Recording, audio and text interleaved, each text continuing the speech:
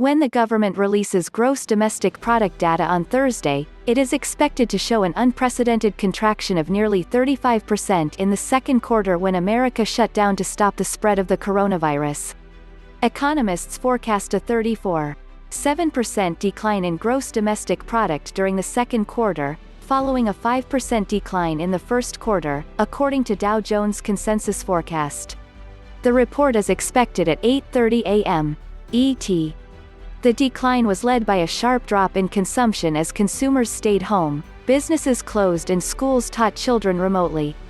This is the largest decline in 70 years of quarterly data, said Diane Swonk, chief economist at Grant Thornton.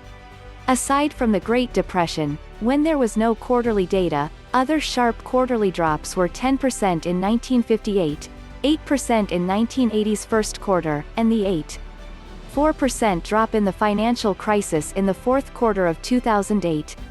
It should be a pretty awful number, mainly because of the collapse in personal spending early in the quarter, said Michael Gapen, chief U.S. economist at Barclays. None of that is new news, and markets have been expecting a catastrophic dive in Q2 GDP. Really, it just tells you how deep the hole was, so you know how far you have to go to climb out of it. 70% of the economy is consumption.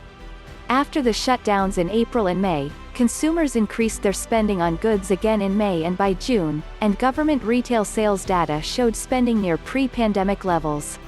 Swonk expects consumption to be down more than 36%, and she is watching the report to see how much services spending slid.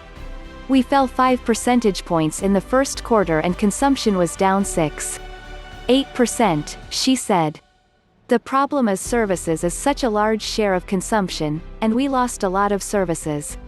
Chris Rupkey, chief financial economist at MUFG Union Bank, said he is watching the report for any clues on the third quarter, which could show up in consumption. The GDP is too backward-looking here, especially after the briefing with Fed Chairman Jerome Powell. He was explicit that the recurrence of the virus starting in mid-June led to a reduction in spending, he said. Economists expect a rebound in the third quarter, but there are a range of views on how strong the comeback will be. In the CNBC Moody's Analytics survey of economists, the average forecast is for an increase of 16.4% in third quarter GDP,